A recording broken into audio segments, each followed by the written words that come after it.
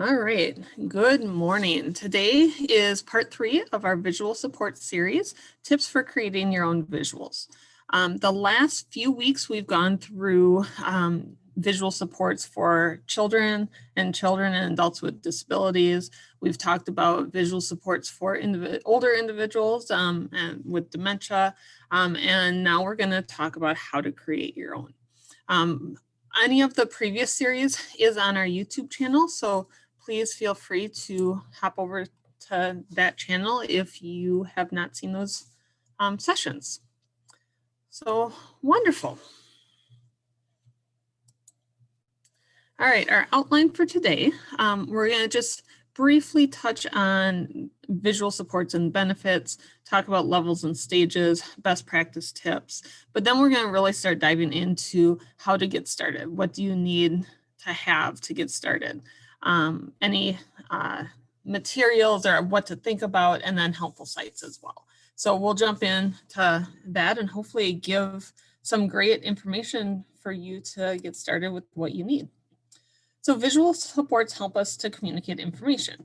It makes abstract information more concrete. If something is there visually, you can process it longer. It helps to really benefit people in a lot of different ways. It increases understanding. I know personally, I use visual supports all the time. I have Post-it notes all over my desk right now on my wall. When I have a yearly calendar, I have colored dots on certain days that are important to me. So just making sure that that helps my anxiety go down. It makes I'm sure to remember important things then. Other benefits of visuals are increasing understanding, increasing independence, possibly decreasing challenging behaviors, decreasing function, or decreasing frustration, increasing function and independence. And so really using visuals in whatever way is very beneficial and a great way to support the people that we care for. So very briefly, just touching on the different levels and stages of visual support. I went more into this a few earlier in the series, so do check out those videos on our YouTube channel if you missed that. But depending on the individual you're working with is going to be what level or stage of visual supports you're going to use. If you are working with someone that's very concrete or someone with a vision impairment, you might use an actual object.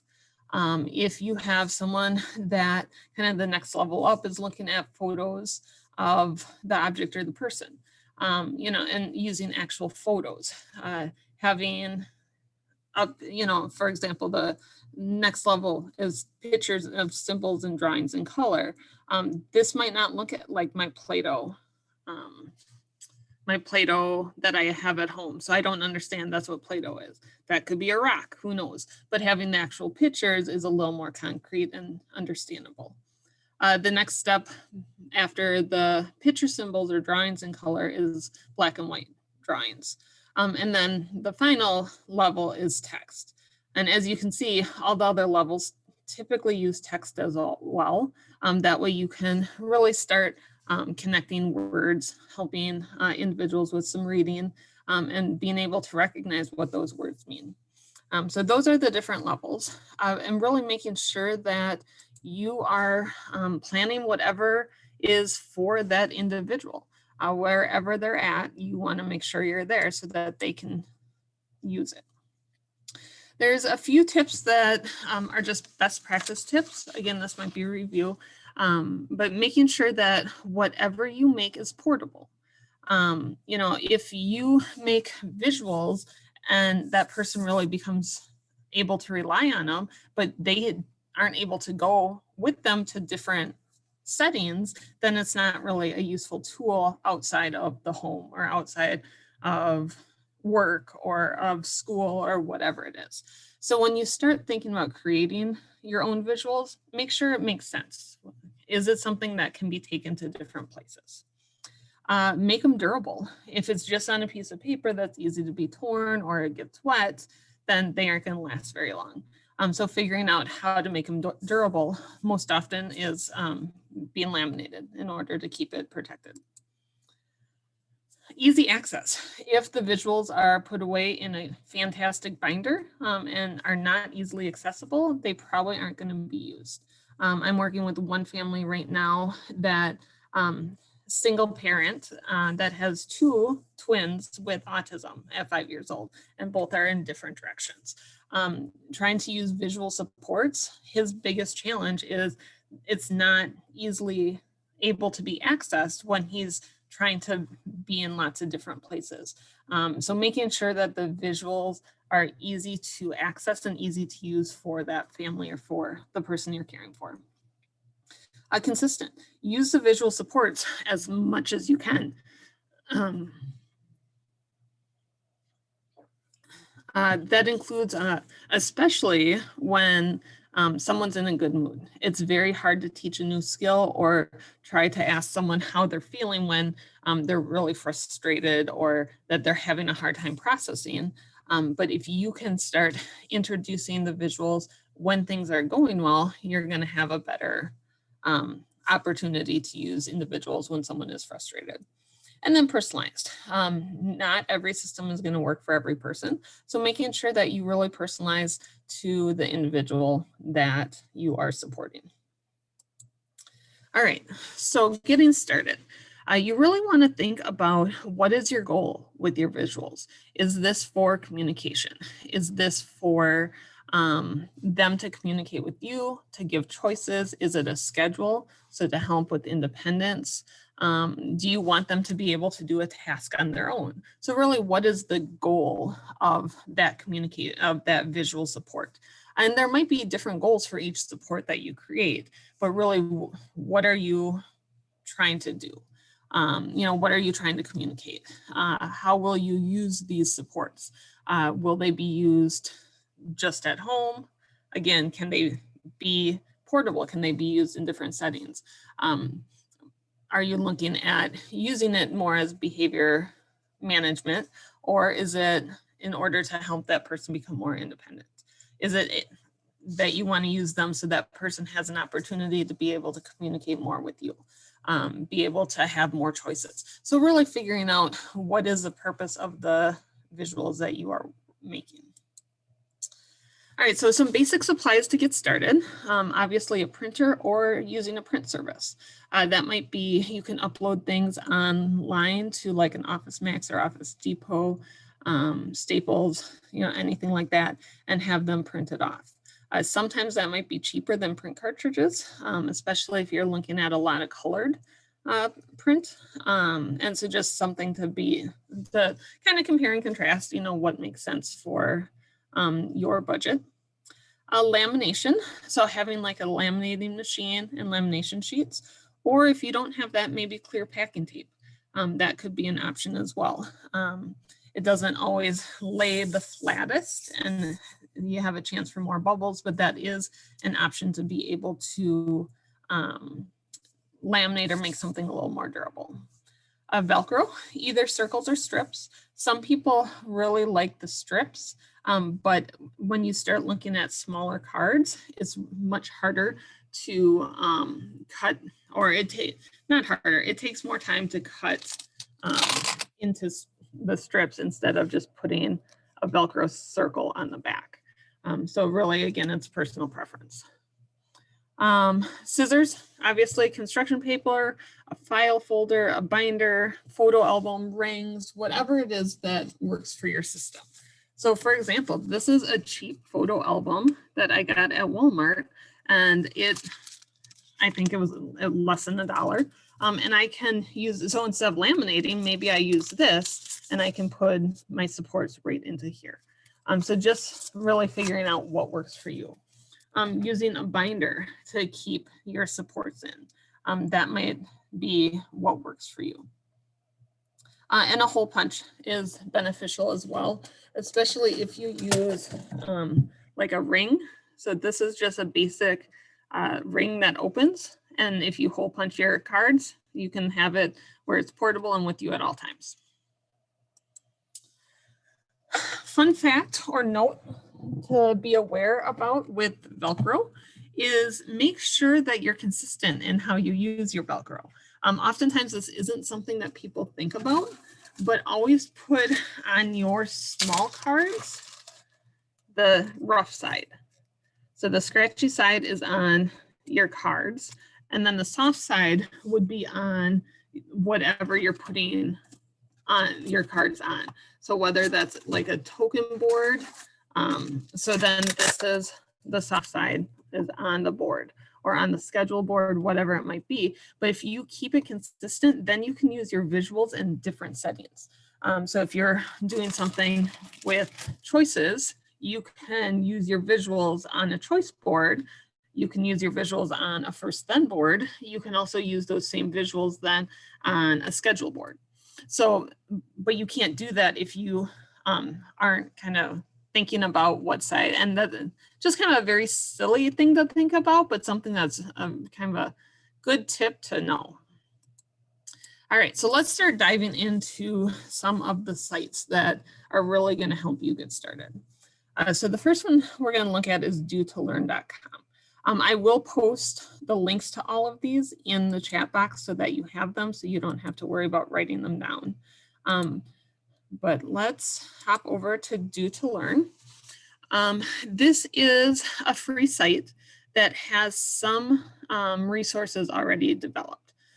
So there's a couple different ways to approach making your own visuals. You can find things that are out there that you can just print off and use on your own, or you can create your own.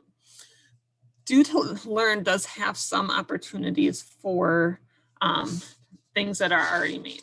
So here they have picture cards. They have a lot of free picture cards so that you can print off what you need. So let's say we look at emotions. So then these are some different emotions. You can print them off in 2-inch cards, 1-inch card, with words, no words, whatever it might be. They don't have a ton on here, but they have some to get you started. Toileting. So then looking at how you print these off and how you use those cards. These obviously are kind of that third stage or third level where you're looking at drawings, colored drawings of items, and your person might not be at that level. So again, being aware of what that means. Also, anytime you introduce a visual, you want to make sure you're explaining what it is.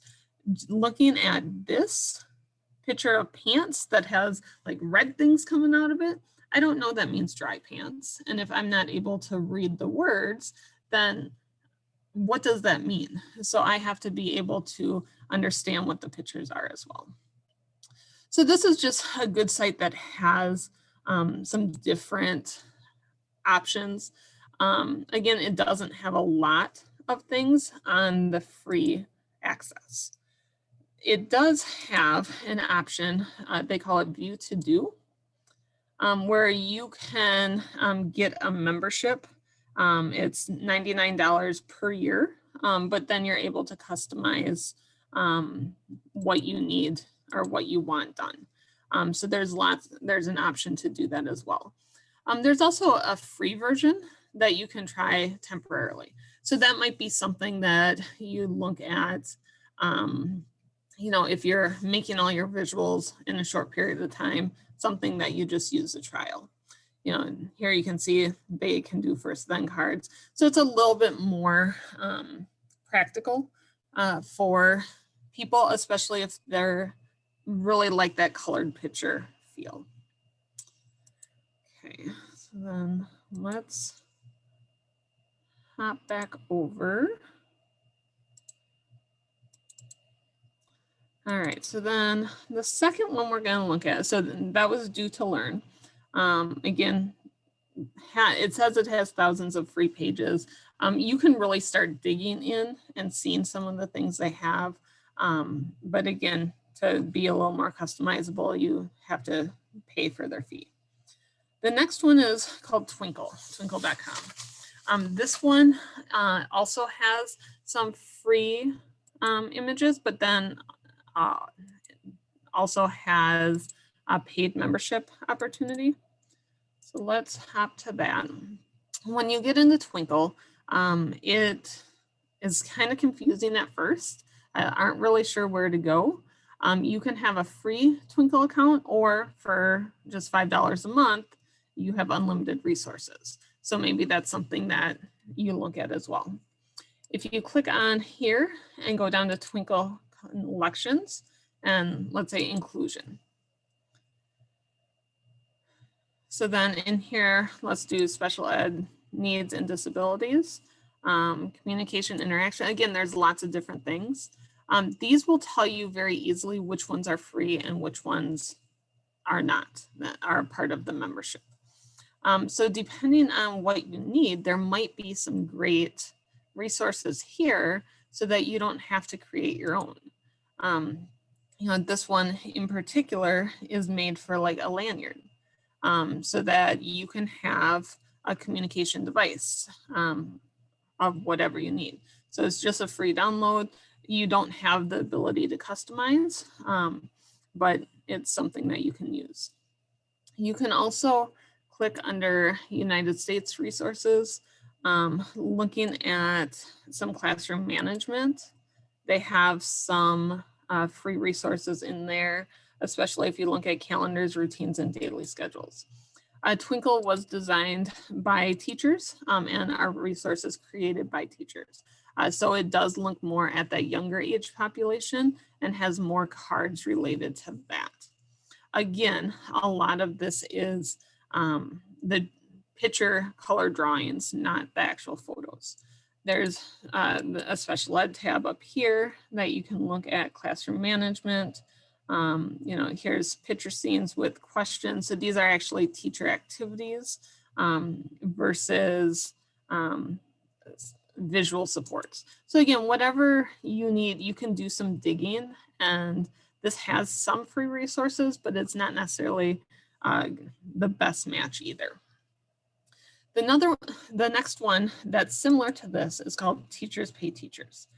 This is a resource that teachers are able to create and sell their own creations on a site. What's great about this is you can search for what you need. So if you were looking for a visual schedule, you can put in visual schedule, and here's a great book that you can put together. These are all things that you print off. So you would pay the $7. This one is editable, so you are able to make changes on your own. It has 50 different pages. It has a lot of different options. So that might be worth $7 to you, so that you're able to create what you need without spending, because it can take a lot of time to make your own resources. So it might make more sense to do something that's already pre-made that you are purchasing.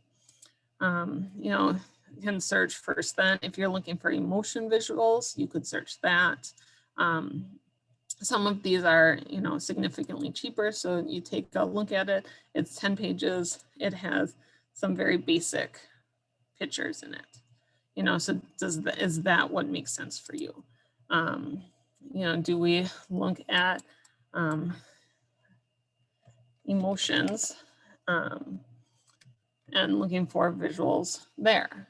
So here's feelings and emotions with pictures. Does that make sense? Here's a My Feelings toolbook. This is something that I purchased, and I'm going to stop share so you can see it, that I purchased from Teachers Pay Teachers from Wholehearted School Counseling. And this is feelings and coping tools. So then it's in a file folder. It's all laminated. There's a bunch of feeling cards here. It's very high quality. And all I had to do was print it off, laminate it, and Velcro it and put it together. You know, and then a list of coping skills down here. This might make sense for what I'm doing and working as a therapist. It might not make sense for you. So again, going really deep diving into Teachers Pay Teachers, you might be able to find some really great resources there. Let's see.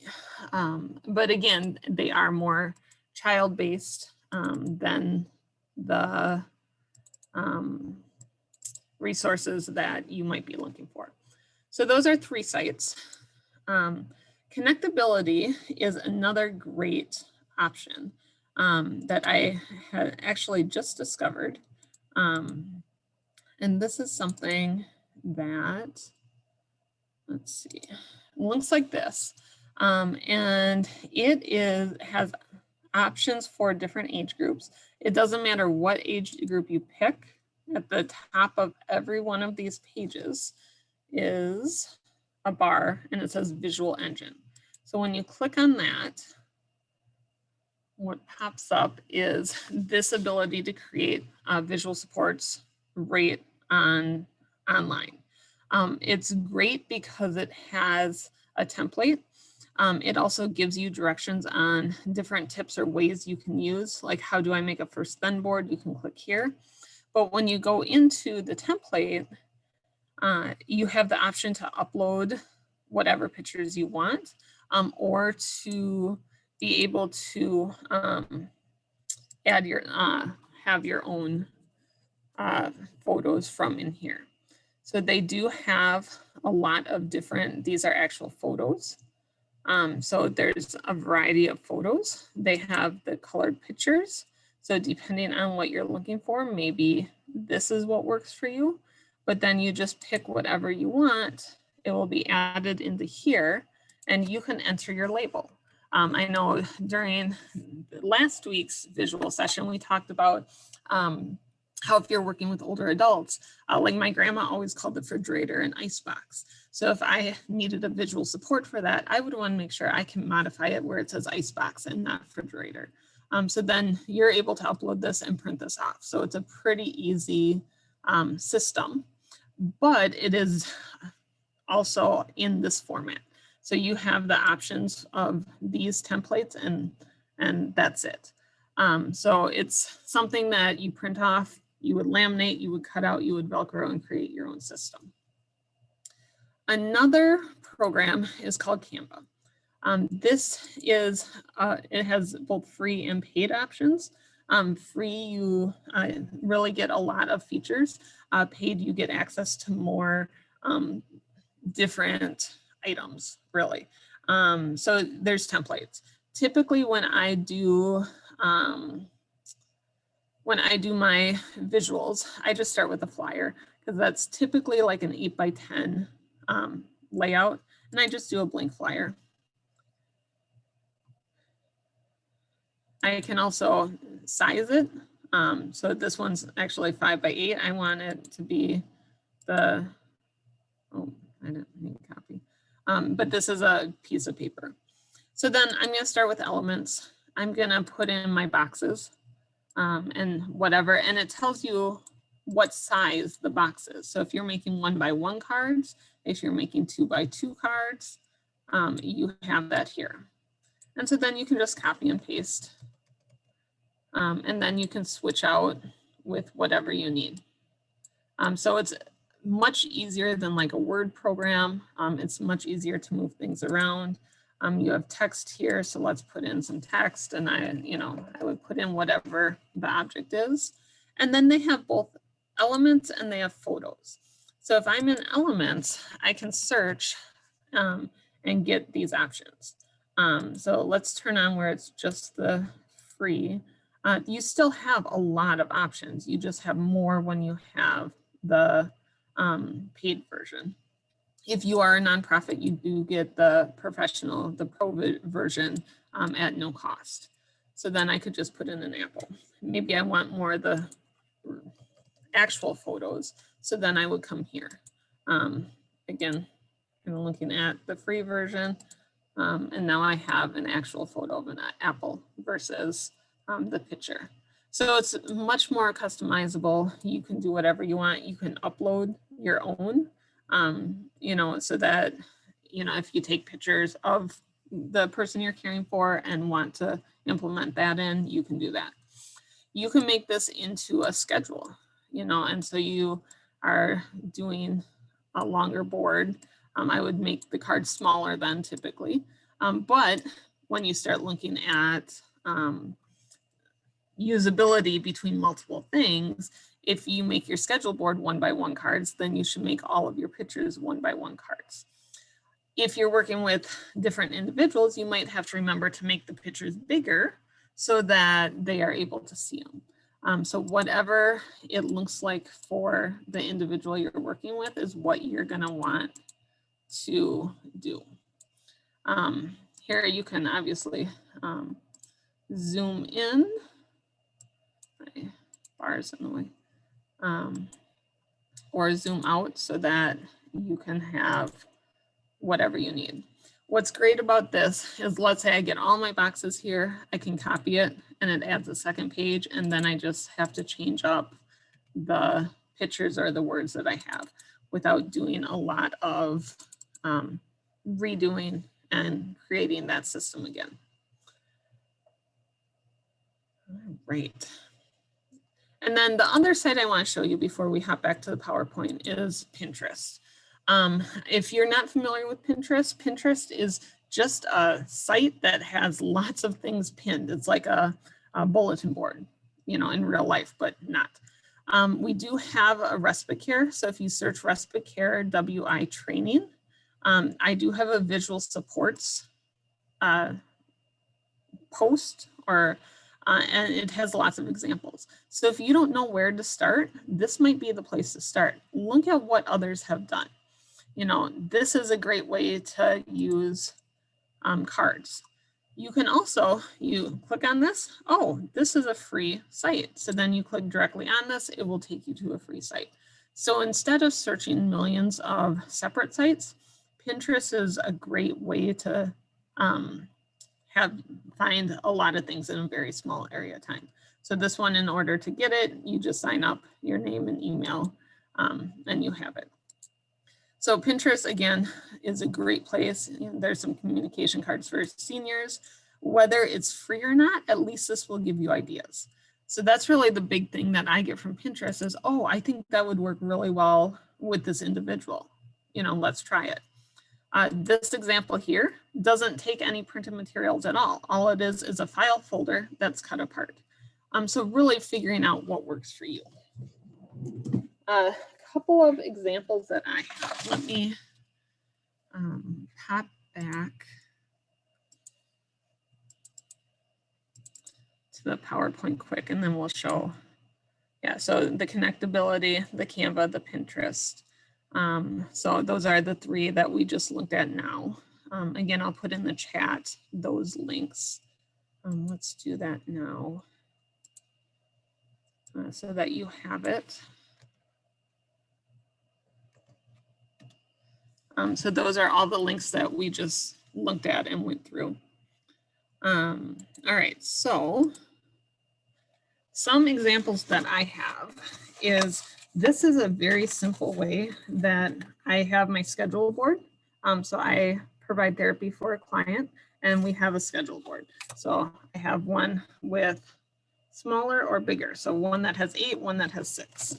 And then in a file folder, all I did was I put Velcro dots, and then I have all of my schedule cards here. And so each week, instead of trying to find the schedule cards, I can just open my file folder. I have all of the options here.